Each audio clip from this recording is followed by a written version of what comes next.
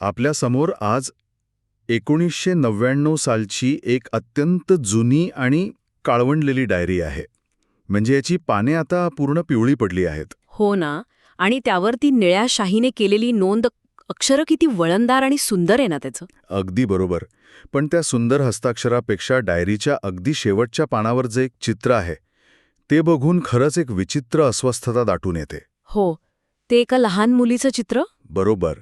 एक लहान मुलगी, पण तिच्या पायांच्या जागी जमिनीकडे खोलवर जाणारी मुळे काढलेली आहेत आणि हातांच्या जागी आकाशाकडे झेपावणाऱ्या अशा वेड्यावाकड्या वाढलेल्या फांद्या आहेत. बापरे, म्हणजे हे बघतानाच इतकं भीतीदायक वाटतं. हे नक्कीच केवळ एखादं डूडल नाहीये. नक्कीच नाही. ही एका भयानक सत्याची नोंद आहे आणि आजच्या या सखोल चर्चेत आपण याच डायरीच्या पानांमधून प्रवास करणार आहोत. ही एका साध्या कुटुंबाची आणि निसर्गाने घेतलेल्या एका अत्यंत वैयक्तिक आणि क्रूर सुडाची कथा आहे. खरं तर आपण नेहमी पाहतो की निसर्ग, वादळ किंवा पुराच्या रुखाने आपला कोप दाखवतो. पण निसर्गाने सूड घेण्यासाठी थेट तुमच्या घराचा उंबरा ओलांडला तर? हो, आणि तुमच्या सर्वात जवळच्या माणसालाच आपलंसं केलं तर काय होईल हा विचारच अंगावर काटा आणतो. तर या संपूर्ण प्रकरणाची सुरुवात होते ती एका बदलीपासून. डॉक्टर सतीश, बरोबर? हो, डॉक्टर सतीश, त्यांची पत्नी प्रिया आणि त्यांची 18 वर्षांची लाडकी मुलगी नितिका, या तिघांचं हे छोटंसं कुटुंब आहे. डॉक्टर सतीश हे सरकारी डॉक्टर आहेत. आणि त्यांची बदली तुकोबाची वाडी नावाच्या एका अत्यंत आडवळण्याच्या गावात होते. डायरीतील वर्णनानुसार हे गाव म्हणजे जणू काही शाप मिळालेला प्रदेशच वाटतो. तिथे भीषण दुष्काळ आहे ना? हो, प्रचंड दुष्काळ, कडक उन्हाळा, भेगा पडलेली जमीन आणि पाण्याचा थेंबही मिळण्याची मारामार असते तिथे. आणि अशा गावात राहण्यासाठी डॉक्टर सतीश जो वाडा भाड्याने घेतात, गावातले लोक त्याला पाचल्याचा वाडा म्हणतात. अझल्याचा वाडा नावच कसं तरी वाटतं. हा वाडा खूप जुना, पडका आणि एका मोठ्या निर्जनासह उभा आहे. पण मला एक गोष्ट खरंच समजत नाहीये. काय? म्हणजे शहरातून आलेलं हे इतकं सुशिक्षित कुटुंब अशा भयानक आणि गैरसोयीच्या वाड्यात राहायला का जातं, हे मला क्लासिक हॉरर चित्रपटांसारखं वाटतं. इथेच या कथेचा मानसशास्त्रीय पाया रचला जातो. म्हणजे बघा, शहरी माणसांचा एक विशिष्ट प्रकारचा अहंकार असतो. त्यांना वाटतं की त्यांच्याकडे जे शिक्षणाचे किंवा पैशाचे कवच आहे ते त्यांना कोणत्याही परिस्थितीत सुरक्षित ठेवेल. बरोबर. डॉक्टर सतीश हे विज्ञानावर नितांत श्रद्धा असणारे व्यक्ती आहेत. अगदी तसंच. त्यांच्या मते घर जुने असले तरी स्वच्छ करून तिथे आरामात राहता येईल. हा जो विरोधाभास आहे ना, एकीकडे हे पूर्णपणे आधुनिक आणि शहरी कुटुंब आणि दुसरीकडे ते दुष्काळग्रस्त जुन्या समजुतींवर चालणारं खेडेगाव. हो, आणि हाच विरोधाभास त्यांना पुढच्या संकटांसाठी कमकुवत बनवतो. नक्कीच. जेव्हा ते या वाड्यात येतात तेव्हा त्यांची आधुनिकतेची ही सगळी कवचे हळूहळू गळून पडू लागतात. आणि याची प्रचिती म्हणजे डायरीत लिहिल्याप्रमाणे पहिल्याच दिवशी येते. कुटुंबाला वाड्यात राहायला आल्यावर एका म्हाताळ्या स्त्रीचा सामना करावा लागतो. ती त्यांच्यासाठी काहीतरी जेवण घेऊन येते ना? हो, पण प्रिया जी एक सुशिक्षित आणि स्वच्छतेची आवड असणारी गृहिणी आहे, तिला त्या म्हातारीचं ते जेवण, तिचे मळके कपडे अजिबात रुचत नाहीत. ती प्रिया तिला एक प्रकारे झिडकारतेच. हा मुद्दा अत्यंत अचूक आहे. म्हणजे ती म्हातारी स्त्री केवळ एक शेजारी नाहीये, ती त्या गावातल्या आणि पर्यायाने तिथल्या निसर्गाच्या आदिम शक्तीचे प्रतिनिधित्व करते. ती त्या मातीशी जोडलेली आहे. आणि प्रियाने ते जेवण नाकारणे म्हणजे ती त्या स्थानिक वातावरणाशी, तिथल्या निसर्गाशी जुळून घेण्यास नकार देत आहे. ती स्वतःला त्या परिसरापासून वेगळे आणि वरचढ मानत आहे. आणि हॉरर साहित्याचा नियमच आहे, जेव्हा तुम्ही परिसराच्या मूळ शक्तींचा अनादर करता तिथूनच तुमच्या विनाशाला सुरुवात होते. बापरे. आणि डायरीच्या पुढच्या पानांवर जसं जसे आपण जातो तसतशी ही कथा अत्यंत अस्वस्थ करणाऱ्या वळणावर येते. सगळ्यात मोठा धक्का बसतो तो नितिकाच्या वर्तनात झालेल्या बदलामुळे. हो, शहरात वाढलेली आणि नुकतीच 12वीची परीक्षा दिलेली नितिका, ती अचानक खूप शांत होते. बरोबर.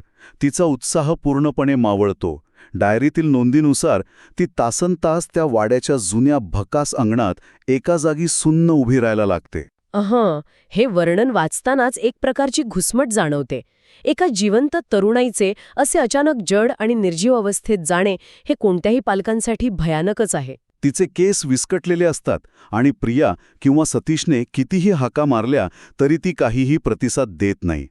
आणि पुढे जे घडतं ते तर भयानक स्वप्नापेक्षाही भयंकर आहे. ती अंगणात उभी असताना अचानक बेशुद्ध पडते ना. हो, आणि जेव्हा सतीश आणि प्रिया तिला शुद्धीवर आणतात तेव्हा ती त्यांच्याकडे शून्य नजरेने पाहते आणि एका निर्जीव आवाजात म्हणते, मला आंबा आवडतो.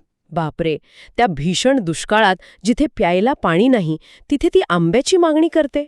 आणि त्यानंतर तिच्या शरीरामध्ये जे बदल होऊ लागतात ते वाचून खरंच श्वास गुदमरतो. त्याच्या एका अत्यंत क्रूर प्रक्रियेचे वर्णन करतात. तिचे हात माणसासारखे न राहता फांद्यांसारखे आकाशाकडे ताठ होऊ लागतात. हो, तिच्या त्वचेचा रंग बदलतो. त्यावर झाडाच्या सालासारखा खडबडीतपणा येऊ लागतो. तिच्या शरीरावर कोळी हिरवी पालवी फुटते. आणि तिचे पाय जमिनीत मुळांसारखे घट्ट रुतू लागतात. जणू ती जमिनीत स्वतःला रोवून घेत आहे. पण एक मिनिटं थांबा. आपण थोडं तार्किक विचार करूया का? तुकोबाची वाडी तिथे भयानक दुष्काळ आहे. उष्णता शिगेला पोचली आहे. हां, बरोबर. अशा वातावरणात डिहायड्रेशन होणे किंवा त्या जुन्या वाड्यात एखादा विषारी वायू जसे की कार्बन मोनॉक्साईडची गळती असणं हे खूप शक्य आहे ना? हे सगळं एक कलेक्टिव्ह इल्युजन किंवा सामूहिक भ्रम असू शकत नाही का? तुमचा हा युक्तिवाद सुरुवातीला सतीशच्याही मनात आला होता. तो एक डॉक्टर आहे, त्यामुळे त्याने सर्वप्रथम या घटनांना वैद्यकीय किंवा मानसिक आजाराच्या चौकटीतच बसवण्याचा प्रयत्न केला. हो, म्हणूनच त्यांनी त्याच्या मित्राला अमितला बोलावलं असावं. अगदी बरोबर. अमित हा एक मानसोपचारतज्ञ आहे. तो जेव्हा तिथे पोचतो तेव्हा त्यालाही सुरुवातीला वाटते की हे कुटुंब तणावामुळे एखाद्या भ्रमाचं बळी ठरले आहे. पण मग तो स्वतः पाहतो ना? हो, जेव्हा तो स्वतः अंगणात जातो आणि नितिकाला त्या अवस्थेत पाहतो तेव्हा त्याचे सर्व वैद्यकीय ज्ञान कोसळून पडते. हे कोणतेही हॅल्युसिनेशन किंवा भ्रम नसतो. अमित स्वतः पाहतो की तिचे पाय जमिनीत रुतले आहेत. पण मग तो अमित जे करतो ते आणखीनच विचित्र आहे.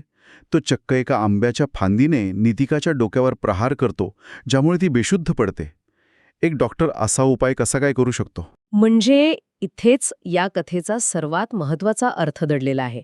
अमित हा आधुनिक वैद्यशास्त्राचा आणि विज्ञानाचा प्रतिनिधी आहे. पण जेव्हा तो नितिकाला झाडात रूपांतरित होताना बघतो तेव्हा त्याचं विज्ञान निसर्गाच्या या आदिम रूपापुढे पूर्णपणे हतबल ठरते. म्हणजे त्याला स्वतःलाच काही समजत नाहीये. हो ना, त्याच्याकडे कोणतेही औषध यावर काम करत नाही. तो तिला फांदीने मारून बेशुद्ध करतो, कारण त्याच्याकडे दुसरा कोणताही तार्किक उपाय शिल्लक नसतो. हे मानवी विज्ञानाचे निसर्गासमोरचे अपयश आहे.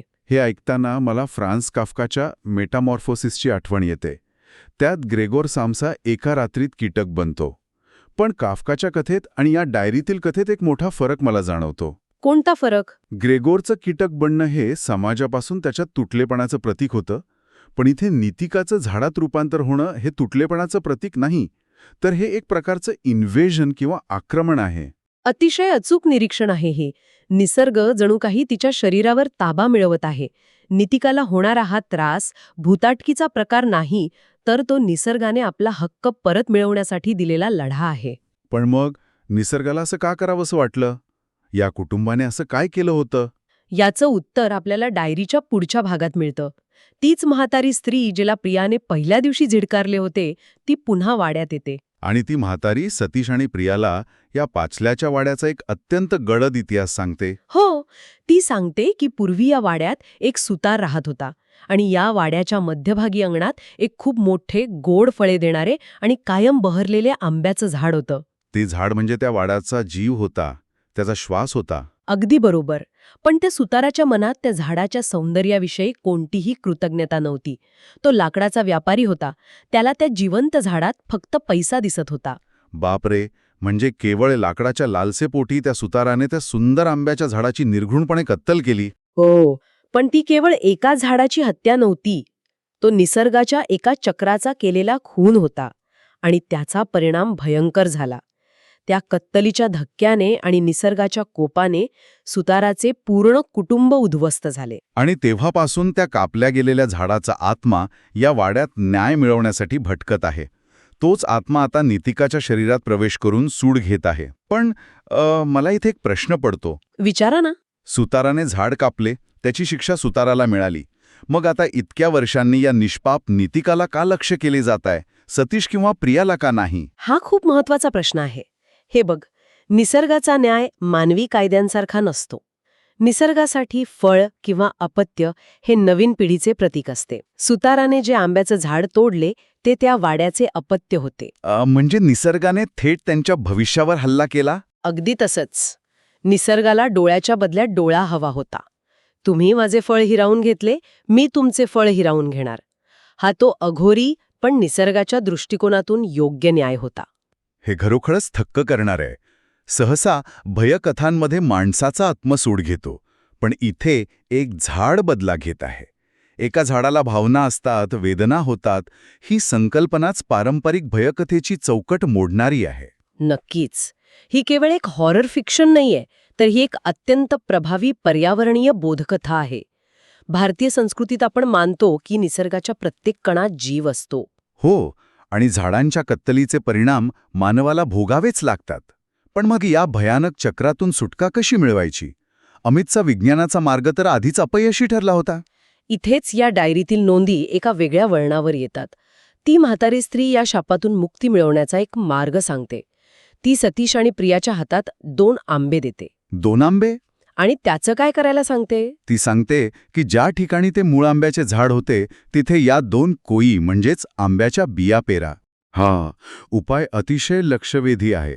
विज्ञानावर विसंबून राहता येत नाही तेव्हा हाच मार्ग उरतो. हो, सतीश आणि प्रिया जे सुरुवातीला या म्हातारीचा तिरस्कार करत होते ते आता पूर्णपणे शरण आलेले असतात. ती मुकाट्याने अंगणात जाऊन त्या कोई पेरतात. ही एक अत्यंत आवश्यक अशी नुकसान भरपाई होती. नुकसान भरपाई म्हणजे निसर्गाकडून जे घेतलंय ते त्याला परत देणं? हो ना. निसर्गाचा राग शांत करण्याचा एकमेव मार्ग म्हणजे तुम्ही निसर्गाची झालेली हानी भरून काढली पाहिजे. सुताराने एक झाड तोडले होते, त्या बदल्यात या कुटुंबारी 2 झाडे लावली. हां, निसर्गाचा समतोल पुन्हा प्रस्थापित करण्याचा प्रयत्न होता. आणि त्याचे परिणाम खरोखरच चमत्कारासारखे होते. रात्र उलटते आणि सकाळी एक विलक्षण बदल घडतो. सकाळी नितिका पूर्णपणे बरी झालेली असते ना? हो, ती शांतपणे जमिनीवर झोपलेली असते. तिच्या शरीरावरचे ते झाडाचे भयानक रूप, फांद्या सगळं नाहीसं झालेलं असतं.